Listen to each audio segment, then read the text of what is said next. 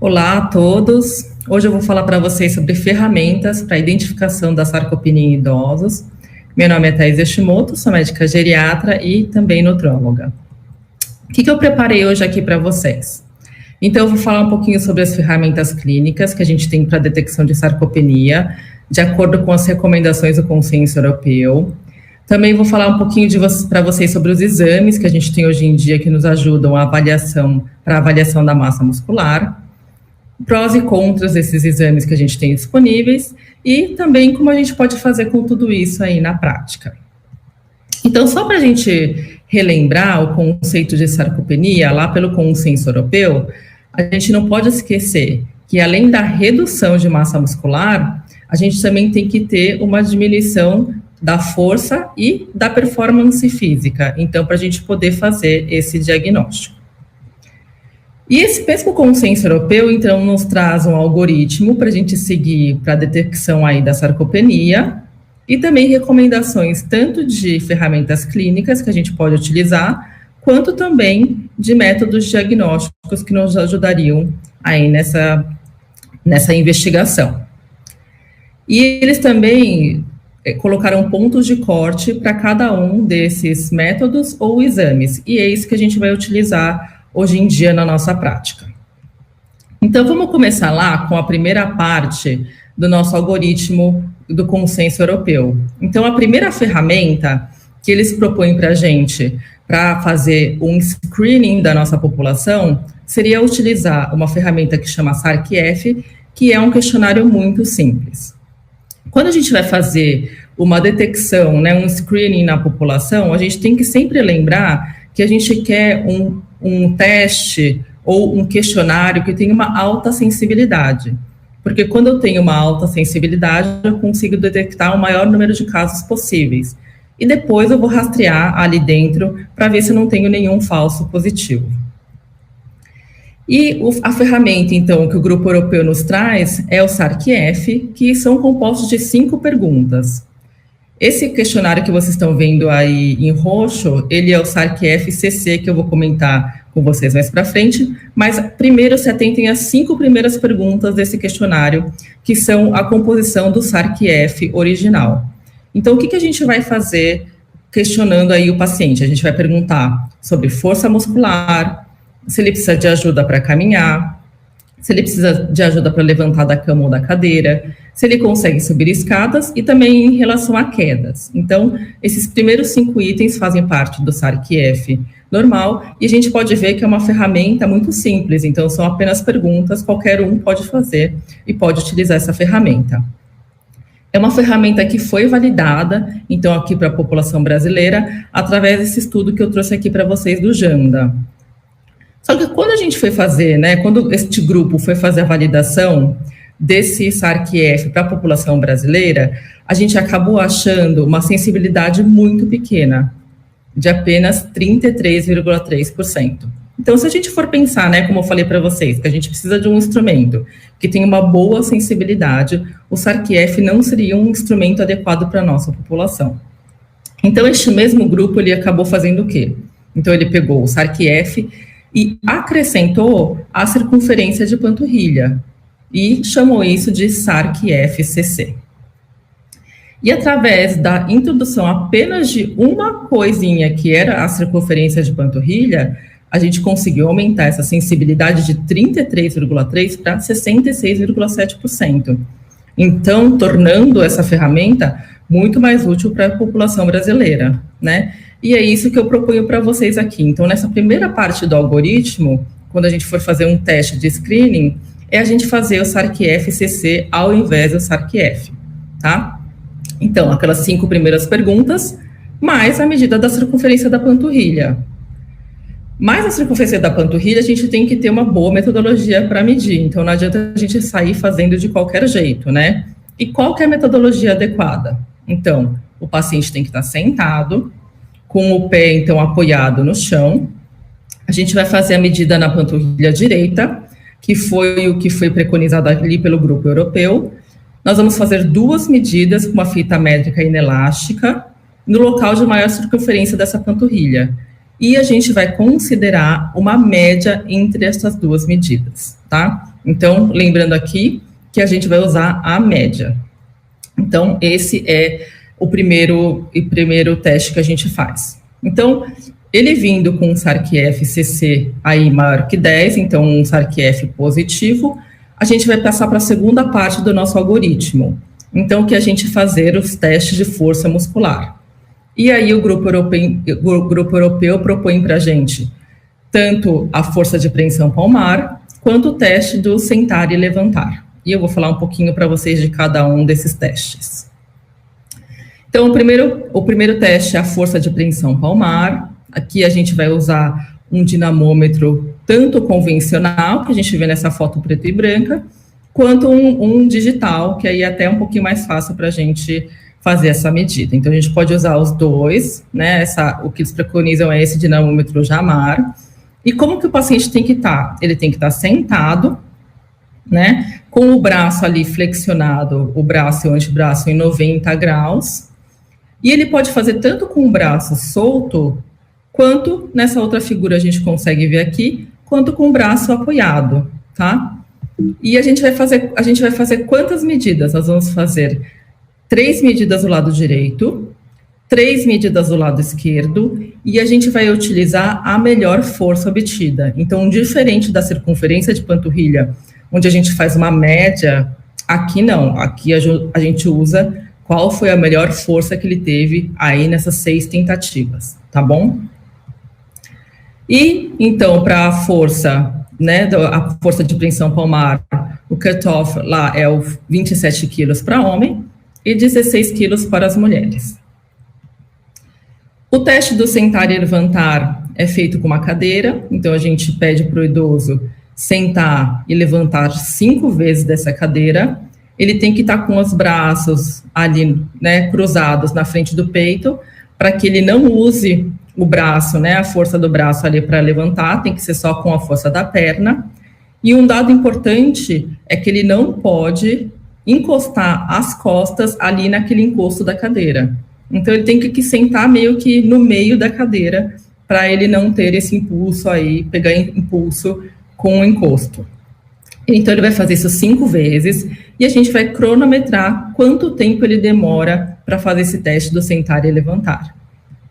E aí, o grupo europeu também nos dá um ponto de corte, que é maior que 15 segundos aí para as 5 tentativas, né? Então, se ele demora mais que 15 segundos, então aí a gente fala que ele também tem uma baixa força muscular. Então, ele teve um SARC-F-CC positivo, fez os testes de força muscular, e esses testes vieram baixos. Então, eu posso falar que ele tem uma sarcopenia provável, e aí, então, eu vou passar ali para os meus testes de quantificação da musculatura esquelética.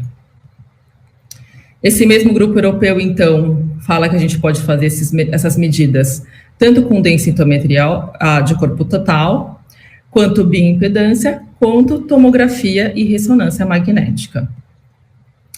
Mas nessa aula eu vou aproveitar que a gente está falando sobre esses métodos diagnósticos e vou trazer para vocês também um pouquinho sobre o ultrassom, que é um método muito promissor, principalmente para aqueles pacientes que estão acamados, que têm uma dificuldade para fazer esses outros exames. Então, no final, eu comento um pouquinho sobre ele, apesar de não ser um teste recomendado ali pelo grupo europeu. Então, na composição corporal, o que a gente vai fazer de medida, né? A gente, então, aqui para a sarcopenia, a gente vai fazer a medida da musculatura esquelética. Então, vamos começar pelo primeiro exame, que é a bioimpedância. E a bioimpedância, basicamente, ela é o quê? É eu colocar 2 eletrodos, um eletrodo de entrada e outro eletrodo de saída.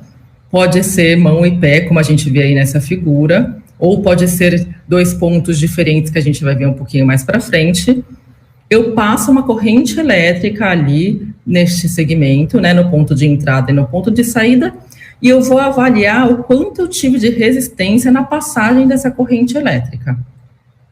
E através dessa resistência, eu vou conseguir medir indiretamente, então isso é importante, né, uma medida indireta, os tecidos através da resistência. Então, só para a gente lembrar um pouquinho ali da fisiopatologia, o músculo, ele tem muita água e eletrólito. Então, a gente consegue uma condução rápida dessa corrente elétrica através do músculo, e é isso que a bioimpedância vai medir. Enquanto que gordura e osso, eles têm pouco quantidade de líquido, né, de água, de fluidos e eletrólitos. Então, eles são mal condutores, então eles têm uma alta resistência elétrica. Então, como eu falei para vocês, a gente tem diversos tipos de aparelho de bioimpedância. Então, a gente tem aqueles mais simples, até essas balanças aí que vendem pela internet, né? Então, que geralmente medem o pé-pé, ou aquele outro aparelho que a gente vê ali no azulzinho, mão-mão, ou esses aparelhos que a gente vê muito em academia, né? Que mede pé-mão, e os aparelhos mais sofisticados que a gente tem com os eletrodos, que a gente pode medir tanto de um lado só do corpo, ou os 4 segmentos ali, que seria o ideal, a gente tentar fazer com os 4 eletrodos, então, mão-mão e pé-pé. E a gente tem aparelhos que medem uma frequência única e aparelhos que medem multifrequências. Então, os aparelhos de frequência única são aparelhos mais antigos e não são tão precisos na detecção aí dos diferentes tecidos. Enquanto que os multifrequenciais, eles já têm uma melhor correlação com a densitometria de corpo total, e são interessantes por quê? Porque eles conseguem, além de avaliar a massa muscular com maior precisão, eles conseguem fazer a medida da água livre. Então, eles conseguem fazer água corporal total, água intra e água extracelular. Então, para aqueles pacientes que têm um pouquinho de edema, seria um aparelho mais indicado. E como que a bioimpedância, então, calcula tudo isso para a gente? Então, a gente passa a corrente elétrica ali pelo corpo e, através de equações, né, então, a gente tem diversos tipos de equações, a gente vai fazer o cálculo desses diferentes tecidos. Então, é uma medida indireta. E aí, aqui, vocês podem ver que a gente tem vários tipos de equação para fazer diferentes medidas. Para a população idosa, a gente tem uma equação que foi, então, sugerida ali pelo grupo europeu para a detecção de sarcopenia. Isso é muito importante, porque se a gente for utilizar a bioimpedância para medida de massa muscular no idoso, a gente tem que ter um aparelho que faça o uso dessa equação que foi descrita por esse grupo. E isso acho que é o mais difícil da gente saber, a gente não vai saber se essa bioimpedância está calibrada com esse tipo de equação. Eu trago alguns exemplos aqui de bioimpedância. Essa daqui é uma bioimpedância simples, que a gente vê muito fazendo nas academias, né? Então, e geralmente a gente usa esse tipo de bioimpedância para medir mais até a massa gordurosa, né? E não tanto a massa magra. E a gente já tem outros tipos de bioimpedância aqui mais sofisticadas, que já dão para a gente, então, o índice de sarcopenia, que provavelmente este tipo de bioimpedância deve estar calibrada, então, com aquela fórmula que eu mostrei anteriormente para vocês. Então, a bioimpedância, ela é um exame que a gente pode utilizar para detecção de massa muscular, mas ela tem algumas limitações, né? Então, para os pacientes que eu vou fazer seguimento desse paciente, então, eu fiz um exame e quero ver se ele está perdendo ou ganhando massa muscular. Eu tenho que tomar muito cuidado com o estado de hidratação desse paciente, porque se um dia ele está desidratado e no outro dia ele está com edema, a medida vai ser diferente. Ela ainda é um método muito impreciso, então para pequenas detecções menores que 2 quilos, eu não consigo fazer essa diferenciação, então só vou ver perdas musculares maiores, né? A gente tem que ter equações validadas para a população estudada, a gente não tem ainda equações validadas para a nossa população, né, na questão de sarcopenia. Em pacientes aí muito magrinhos, com MC menor que 16, ou naqueles muito obesos, uma maior chance de erro, então a gente não recomenda utilização nessa população. E a gente tem um problema que a gente não tem validação para pacientes neurológicos, então, por exemplo, pacientes hemiplégicos, a gente não tem validação, então a gente não poderia usar nessa população. E, como eu já tinha falado para vocês, na questão do edema, então, os pacientes que têm muito edema é um exame um pouquinho problemático.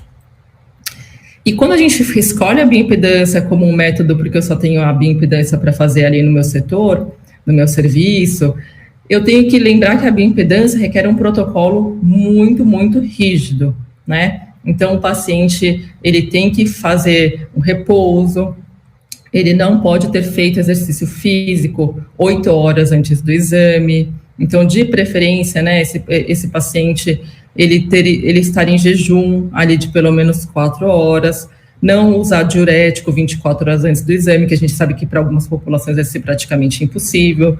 Então, não é um exame tão fácil, então não dá para o paciente chegar ali no laboratório e fazer a bioimpedância sem a gente conseguir seguir esse protocolo aí um pouquinho mais rígido, tá bom? O próximo exame que eu vou falar para vocês é a densitometria de corpo total.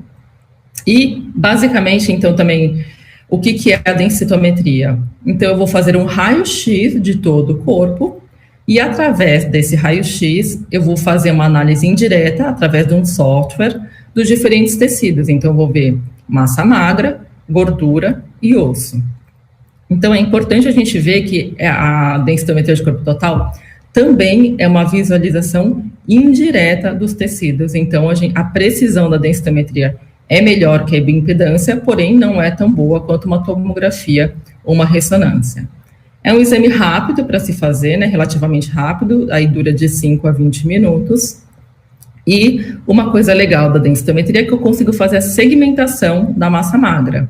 Então, eu consigo fazer a massa magra apendicular, né, de braços e pernas, que é o preconizado ali pelo Consenso Europeu de Sarcopenia.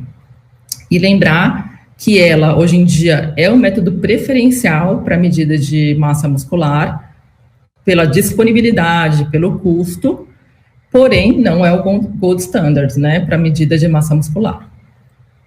Então, a gente tem que sempre lembrar, dentro da densitometria, que cada aparelho vai dar uma medida diferente. Então, a gente tem muita diferença entre aparelhos, né, que é uma coisa que a gente comenta muito, até na densitometria óssea, né, quando a gente vai fazer diagnóstico de osteoporose, segmento do paciente, geralmente a gente pede para que ele vá fazer o exame sempre na mesma máquina, porque a gente tem uma variação entre máquinas, né? Então, se eu for também pedir para o paciente fazer uma densitometria de corpo total, e eu quero fazer o segmento desse paciente, então eu também vou pedir para ele fazer sempre na mesma máquina, para evitar essa variação entre máquinas, né? E a gente acha que está perdendo ou ganhando, e muitas vezes é só porque trocou de uma máquina para outra. A gente tem limitações também na densitometria de corpo total, assim como lá na bioimpedância, né, para os pacientes muito obesos, então, mais que 120, 130 quilos a gente não consegue fazer, e também é uma limitação aí da largura, né, então, os pacientes também muito obesos que têm uma circunferência aí abdominal maior, a gente também não consegue fazer, tá? E o estado de hidratação também pode afetar resultado, assim como lá na bioimpedância. Então, o que a gente vai medir na densitometria de corpo total? Então, a gente vai medir massa muscular apendicular, braços e pernas, e a gente vai dividir isso pela altura em metros quadrados, tá bom? E aí, chegando, então, a um índice que a gente chama de índice de massa magra, ou índice de Baumgartner, e, para isso, então, a gente já tem um ponto de corte estabelecido ali pelo grupo europeu, que é menor que 7,26 para homens, ou menor que 5,5 para mulheres. Então, quando a gente esses parâmetros estão abaixo disso, a gente fala que eles têm aí uma massa muscular diminuída. Eu trouxe alguns exemplos para vocês aqui da densitometria de corpo total, e com alguns casos, então, alguns pacientes que a gente acompanhou. O primeiro é um paciente de 92 anos, do sexo masculino. Ele era um hipertenso, tem insuficiência cardíaca, insuficiência renal, diabetes mellitus, é um paciente aí que já semidependente, e ele teve 9 internações hospitalares no último ano. Todos por insuficiência cardíaca descompensada ou por infecções pulmonares. E na última internação, a gente falou, vamos pedir uma densitometria de corpo total para esse paciente, até para a gente avaliar o prognóstico dele, né? Porque se a gente vê que ele é um frágil e sarcopênico, então a gente tem mais argumentos para conversar com essa família e até fechar aí uma indicação de cuidados paliativos.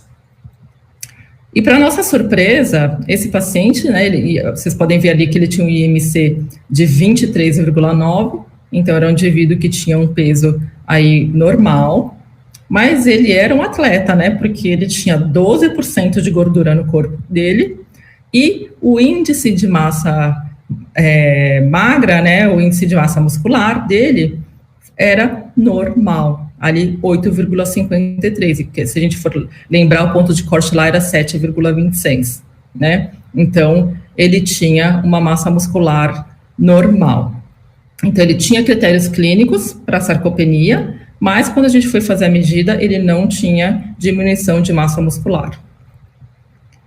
E eu trouxe esse outro slide aqui só para lembrar que a densitometria de corpo total também faz a avaliação da densitometria óssea, né? E só que é densitometria óssea total. E a gente não tem ponto de corte estabelecido para detecção de osteoporose através da densidade óssea de corpo total. Então a gente tem que continuar pedindo a densitometria óssea ali de fêmur e coluna para fazer o diagnóstico de osteoporose. Nesse exame que o paciente fez, esse laboratório, ele já traz para a gente a densitometria de fêmur e coluna, mas tem algumas densitometrias de corpo total que não vêm isso, então a gente tem que pedir separado a densitometria de fêmur e coluna, tá?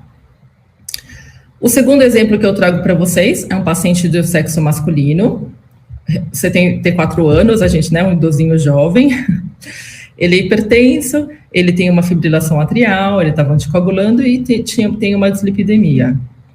E ele acompanhava com um clínico que achou que ele tinha que perder peso, então orientou perda de peso e pediu para ele uma densitometria de corpo total para avaliação e também para fazer o segmento aí dessa perda de peso.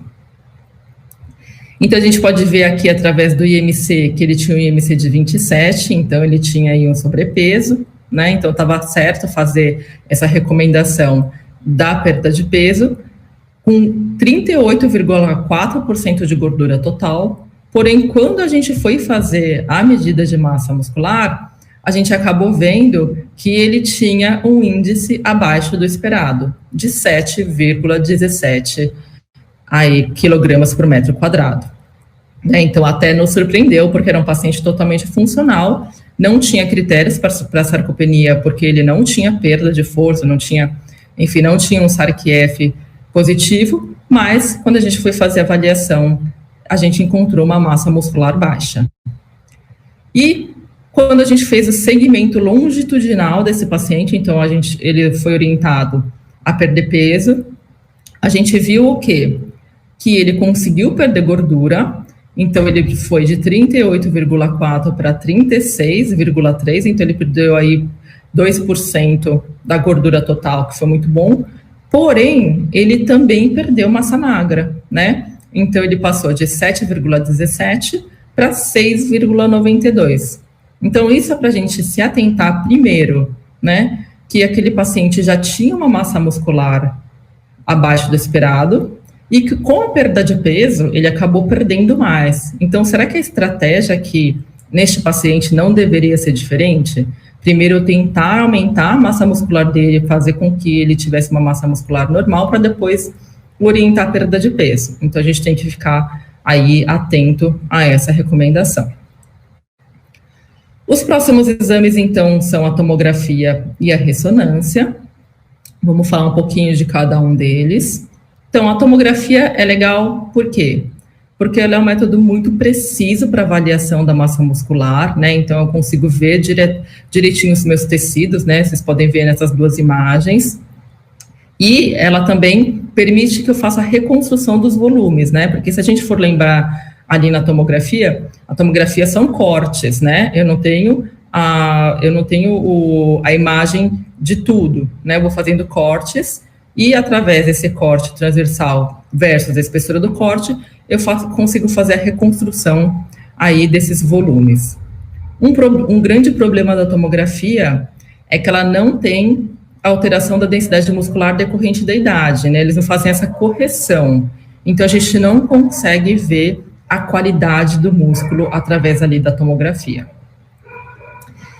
Ela é um exame de um custo bem mais alto, se a gente for comparar com a densitometria de corpo total e com a bioimpedância, e tem a questão da exposição à radiação. Então, quando a gente vai analisar o quanto a gente se expõe de radiação, dê uma olhada aqui na tomografia de abdômen e pelve, né? Na tomografia de abdômen e pelve simples, eu sou exposto a uma radiação que eu demoraria 3 anos, naturalmente, para adquirir essa radiação. Enquanto que, fazendo uma densitometria óssea simples, eu tenho essa mesma equivalência em 3 horas. Então, uma é uma radiação de 3 anos, outra é uma radiação de 3 horas, né? Provavelmente a densitometria de corpo total, eles não tinham esse dado, mas deve ser aí praticamente o triplo, então de 3 passaria para 9 horas. Então, é infinitamente menor o quanto de radiação eu sou exposto dentro de uma densitometria de corpo total frente a uma tomografia aí de abdômen. Então, tem essa questão da exposição à radiação que a gente tem que estar sempre atento, né? Até porque se a gente quer fazer exames seriados para seguimento desse paciente, ele vai estar muito exposto à radiação, né? E eu consigo, então, a tomografia é legal porque eu consigo fazer um corte transversal só e já ter uma estimativa da massa muscular desses idosos, que eu vou mostrar para vocês um estudo bastante interessante. E a gente pode fazer essa medida num corte único ou no meio da coxa ou no nível de L3. Então, esse estudo aqui é o que avaliou se uma medida única, então um corte único de tomografia no nível de L3, se correlacionaria com a massa muscular esquelética aí total da população. E por que eu trago esse estudo para vocês? Porque a gente fazer só um corte de tomografia, a gente vai expor o paciente a menos radiação, né? E também a gente pode aproveitar um exame que ele vai fazer ali, uma tomografia de abdômen, e pedir para fazer esse corte. Então, se o paciente vai fazer uma tomografia de abdômen ali por qualquer outro motivo, né? Vou avaliar outra coisa, eu posso pedir para o radiologista fazer um corte ali em L3 e fazer a análise da massa muscular através desse corte. Então, esse estudo aqui de 2018 foi um estudo para realmente definir esses percentis de massa muscular esquelética para a população caucasiana. Foi com 420 participantes, tanto jovens quanto idosos. Então, eles fizeram um corte de tomografia ali no nível de L3, né? E fizeram, então, vocês podem ver que está circulado ali em branco, né? Essa área cinza em branco. Então, eles fizeram ali a quantificação da massa muscular deste corte e, através disso, eles fizeram o índice de musculatura esquelética da mesma forma ali que foi proposto ali pelo grupo europeu. E eles acharam que esse único corte teve uma boa correlação com a massa muscular de corpo total. E aí eles propuseram, então, esses pontos de corte aqui pelo estudo, que é o que hoje em dia a gente usa nos laudos de tomografia de abdômen, que a gente pede especificamente para avaliação da massa muscular, tá? Então, infelizmente, não são todos os locais que fazem, não são todos os radiologistas que têm esse know-how para fazer a avaliação da massa muscular através do corte de tomografia, tá? Então, precisa ser nos grandes centros e o radiologista precisa ser experiente nisso. O próximo exame, então, é a ressonância magnética. A ressonância magnética, lembrando que essa, sim, é o nosso gold standard para avaliação da massa muscular. Por quê, né? Porque a ressonância magnética, ela tem uma qualidade de imagem incrível, né? Então, quando a gente vai ver aqui nesses cortes, a gente consegue ver todas essas infiltrações, né? Então, a gente consegue ver não só a quantidade de músculo que eu tenho aqui, mas também quanto a qualidade deste músculo. Não usa radiação, né? Então, a gente não precisaria se preocupar com isso. Então, é um método muito, muito preciso para avaliação aí do volume muscular. E como eu falei para vocês, ela avalia a qualidade do músculo. Vamos ver nessa outra imagem aqui. Olhem para essa última imagem que está escrito Fat Fraction, que vocês vão ver aí o quanto que a gente consegue ver de fibrose, infiltração gordurosa aí nesse músculo. Então, ele traduz muito bem a qualidade desse músculo, que se a gente for lembrar aqui naqueles primeiros slides que eu passei para vocês, né, que um dos critérios era diminuição de massa muscular ou alteração da qualidade, né? Então, seria também um dos critérios, tá? Porém, né, qual que é o grande porém da ressonância? Custo muito alto, então, assim, é um exame caríssimo e demora muito para ser realizado, né? Então, quem já fez ressonância magnética sabe o quanto você fica lá dentro daquela máquina com o tec-tec ali na sua cabeça, né? Então, demora muito para ser realizado. Também a gente não tem disponível em todos os locais, a gente só tem aí nos grandes centros. Mas é um excelente método, né? E é um método seguro, enfim, seria realmente o melhor padrão para a gente avaliar a massa muscular. E quando a gente vai comparar, então, ressonância com densitometria de corpo total, a gente vai ver que a densitometria de corpo total, ela varia 3 tipos de tecido: tecido adiposo, massa magra e massa óssea.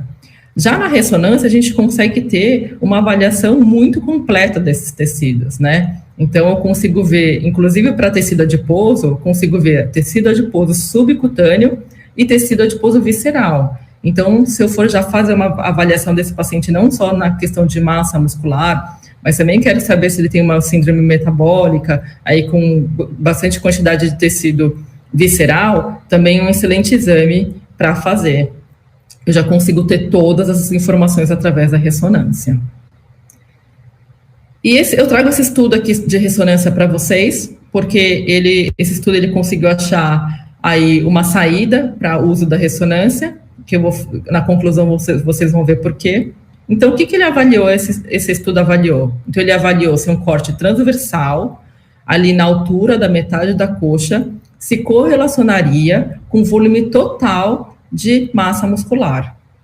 Então, ele queria ver se um corte único, né, teria uma boa correlação com o volume total da coxa. Então, foi feito só com idosos, 200 idosos da comunidade, e ele fez uma análise, fez uma comparação com a densitometria de corpo total. Então, esse daqui foi o corte que ele fez, né, e aí eles conseguem, tá vendo que eles conseguem pintar os diferentes tecidos, então vê até as infiltrações gordurosas aí dentro do músculo. E aí, então, eles fizeram a volumetria do quadril todo e viram se esse único corte poderia predizer o volume total. E houve uma boa correlação entre o volume total do quadril e o volume medido por um único corte transversal ali do quadril. Aqui eu trago essas imagens aqui só a título de curiosidade, né, só para a gente ver de um indivíduo, o primeiro de um indivíduo normal, o segundo de um obeso sem diminuição de massa muscular, o terceiro de um sarcopênico e o último de um obeso sarcopênico, para a gente ver como é diferente aí, quanto a gente vai perdendo de massa muscular ao longo do tempo. Só curiosidade, tá, gente? E, então, esse estudo, o que eles acharam? Eles acharam que houve realmente uma boa correlação entre volume total de quadril e o volume medido ali pelo aquele único corte transversal. O que foi mais legal desse exame? Foi que fazer apenas um corte transversal na altura da coxa leva apenas 2 minutos. Então, a gente teria uma grande vantagem frente ao que eu tinha falado para vocês, que era, né, um contra aí da ressonância que demora muito. Então, eu conseguiria fazer um exame de forma muito rápida, eu conseguiria ver a qualidade do meu músculo através dessas imagens, e eu também diminuiria muito o custo do meu exame, né? Se é um exame mais rápido, eu consigo fazer mais exames, então eu também conseguiria diminuir o custo. Então, talvez mais para frente a gente consiga aí usar a ressonância também para fazer esse corte. E da mesma forma que eu falei para vocês ali na tomografia de abdômen, eu também poderia aproveitar o meu paciente que vai lá para ressonância, para fazer uma ressonância de coluna, né, que é o joelho, e já poderia fazer esse corte único aí na metade da coxa para ver se ele realmente não tem uma baixa massa muscular. Então, conforme prometido para vocês ali no começo da aula, eu trago um pouquinho para vocês sobre o ultrassom e por que, né, que eu me empolgo tanto aí com o ultrassom. Porque o ultrassom, hoje em dia, a gente tem milhares de aparelhos portáteis, e esses aparelhos, eles são aparelhos muito bons, muito precisos para as medidas. Então, eu tenho um aparelho que eu consigo levar à beira-leito ou até na casa do meu paciente, para aquele paciente que não consegue sair de casa, né? E ele é um bom método, principalmente para a gente poder medir a espessura ali do músculo, né? E a gente pode usar ali tanto o quadril, como vocês estão vendo aqui nessa figura, quanto também braço. A gente pode fazer em alguns outros locais, né? Ele também permite uma avaliação qualitativa desse músculo, mas aí acaba ficando um pouquinho mais para o radiologista, né? Acho que a gente tem que ter um pouquinho de experiência para medir ângulo de penetração, comprimento do fascículo, intensidade do eco, vascularização. Então, a gente teria que ter um pouquinho mais de know-how. Porém, a gente tem que lembrar que o ultrassom, ele é operador dependente. Então, dependendo do quanto eu faço de pressão ali no meu transdutor, eu posso ter medidas diferentes dessa espessura do quadril, tá? Então, eu trouxe aqui que a gente tem de evidência, né? Já que não é uma coisa que não é um método que é recomendado ali pelo grupo europeu, pelo consenso. Então, eu trouxe um pouquinho de evidências para vocês de como o ultrassom pode ser utilizado aí para detecção da massa muscular em idosos. Então, esse estudo aqui é uma revisão sistemática, que inclui estudos até 2016, e eles fizeram uma análise da confiabilidade, validade e viabilidade do ultrassom para predição de massa muscular em idosos, tá? Então, a primeira coisa que eles fizeram essa primeira análise que eles fizeram nesse estudo foi ver a confiabilidade. Então, eles mediram tanto uma pessoa fazendo ultrassom em um momento, e depois essa mesma pessoa fazendo ultrassom alguns minutos depois, até alguns dias depois, quanto uma pessoa diferente, então vai um primeiro indivíduo e faz, e vem outra pessoa e faz essa mesma medida. E eles viram que, apesar de ser operador dependente, a gente não tem grandes diferenças nessas medidas, tanto de pessoa para pessoa, quanto de uma pessoa para outra pessoa. Então, seria um método confiável. Em relação à validação frente a outros métodos, foram estudados, então, o ultrassom frente à densitometria, ressonância, tomografia, e eles viram que a espessura do muscular, né, nesse corte transversal, tem uma boa correlação com estes outros métodos de avaliação. Então, é um método realmente válido para a estimativa da massa muscular, né? Porém, acho que o grande porém do ultrassom é que a gente não consegue, através do ultrassom, ainda fazer uma predição da massa muscular desses idosos, né? Então, a gente tem apenas 2 estudos que fizeram avaliações diferentes. Então, um fez a somatória de 4 espessuras musculares, então, coxa, anterior, posterior, perna, anterior e posterior, e eles viram que tinha uma boa correlação dessas medidas com a densitometria de corpo total, né, na parte muscular da perna. E a gente tem um outro estudo que também utilizou o braço, então ele utilizou perna e braço, que também achou uma boa correlação. Porém, a gente ainda não tem uma fórmula, né, a gente não teria como, a gente tem na bioimpedância, na densitometria de corpo total, uma fórmula que eu pudesse pegar essa espessura, aplicar nessa forma e ter um índice de massa muscular. Então, a gente não consegue ainda ter um ponto de corte através do ultrassom para predição de massa muscular e para diagnóstico de sarcopenia nesses idosos, tá? Então, a conclusão foi exatamente essa. Então, ele é um método bem confiável. Então, apesar de ser operador dependente, é um método válido, confiável, né? Ele consegue realmente fazer uma estimativa ali da altura, né, da espessura da musculatura, porém, ainda não é um método indicado, porque a gente não tem como fazer essa estimativa aí da massa muscular total, e com um ponto de corte razoável. E eu trouxe esse outro estudo para vocês, que esse estudo avaliou o quanto a avaliação da espessura do quadríceps através do ultrassom poderia predizer rehospitalizações e declínio funcional em idosos hospitalizados. E esse aqui que eu acho que é o estudo mais interessante, que é uma coisa que a gente já consegue utilizar na prática, né? Então, eles fizeram uma medida beira-leito, ali da espessura do quadríceps, né, dos idosos, e correlacionaram essa espessura do quadríceps com esses desfechos de rehospitalização e declínio funcional. E eles também mediram uma série de outras variáveis. Fizeram AGA, medicações, AVDs, AIVDs, Minimental, enfim, foi um estudo aí bem robusto.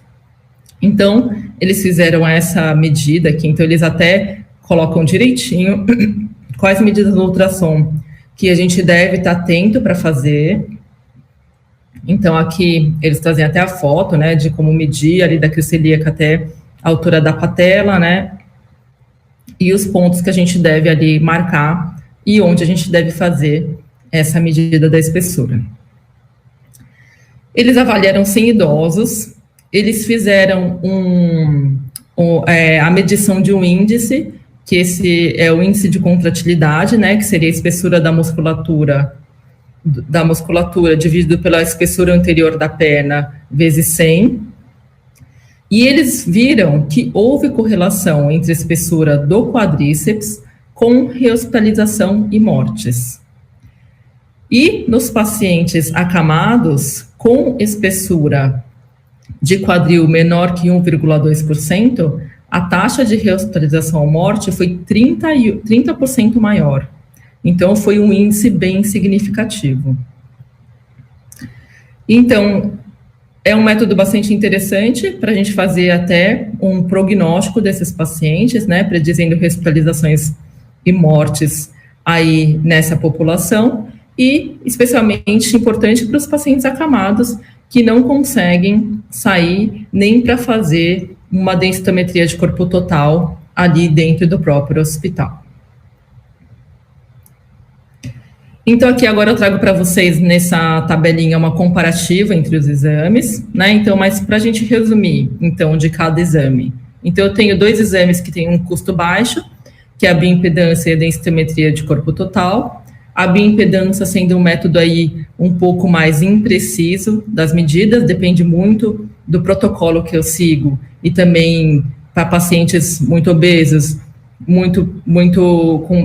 ou com IMC menor que 16, e pacientes também com muito edema, não é um exame adequado, mas se é o único disponível, eu posso utilizar. Densitometria de corpo total, então um exame aí com uma acurácia melhor, né, com uma quantificação melhor dos tecidos, porém a gente sabe ainda que no Brasil não está disponível em todos os locais, porque a gente tem que lembrar que o software da densitometria de corpo total, ele é diferente da densitometria óssea, então não são todos os laboratórios habilitados para a realização, mas é um exame com baixa exposição à radiação e também muito rápido para o paciente realizar.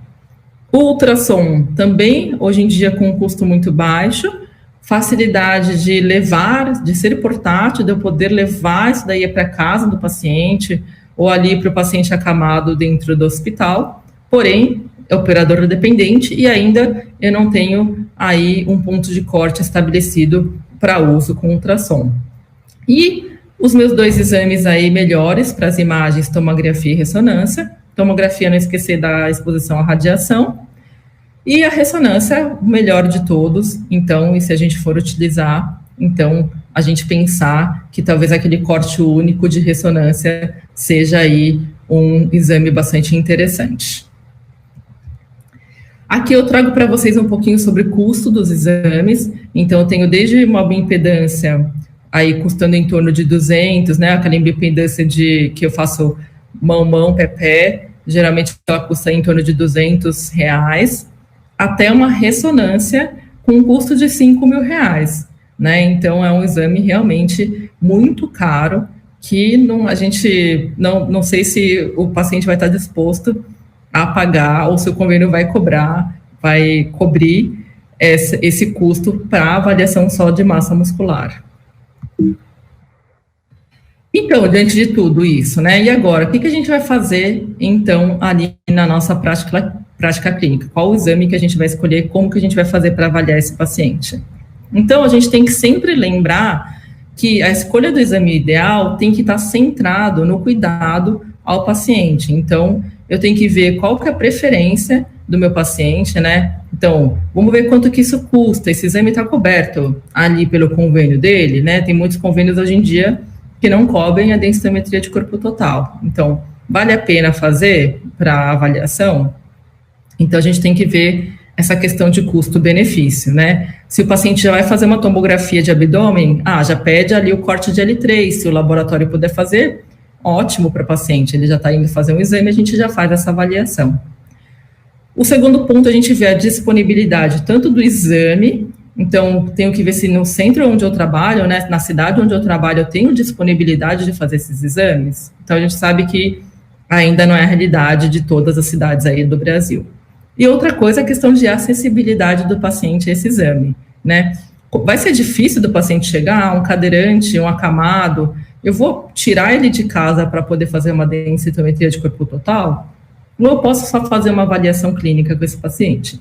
Então, eu tenho que pesar tudo isso dessa forma, né? E lembra ali daqueles exemplos que eu trouxe para vocês. Então, o paciente que eu quero colocar aí num programa de emagrecimento, será que é importante eu fazer uma avaliação da força muscular, da massa muscular, para ver se esse paciente não precisa de uma intervenção antes? Então, acho que isso tudo aí vai estar focado, dependendo do que o paciente quer e do caso clínico que eu tenho ali pela frente. E não esquecer do risco para o paciente em relação à exposição à radiação. Então, tomografia seriada, acho que é um exame bem complicado para a gente fazer nesses pacientes.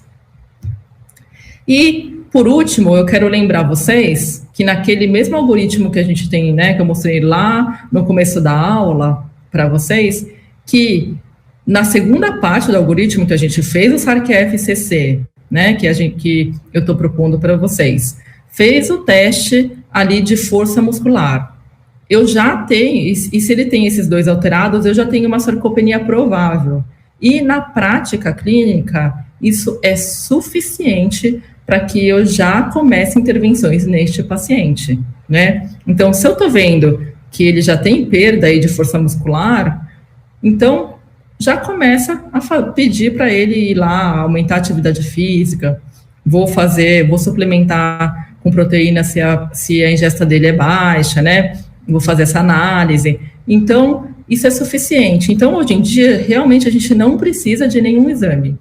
Se a gente tiver exames para medida de massa muscular, realmente ajuda muito. Mas não, os exames não são imprescindíveis. E aqui são minhas mensagens finais, né? Então, acho que é isso que eu falei, né? Na prática, os exames nos ajudam muito a avaliar a questão da massa muscular, porém, eles não são imprescindíveis para a gente fazer um diagnóstico de sarcopenia provável e começar uma intervenção clínica. A ressonância, hoje em dia, é o nosso padrão ouro, né? E o padrão ouro seria a ressonância de corpo total, mas tenho certeza que se você colocar o paciente ali para fazer uma ressonância de corpo total, ele nunca mais vai voltar no seu consultório, porque ele vai ficar horas fazendo o exame, ele não vai gostar disso. Então não é um exame viável hoje em dia.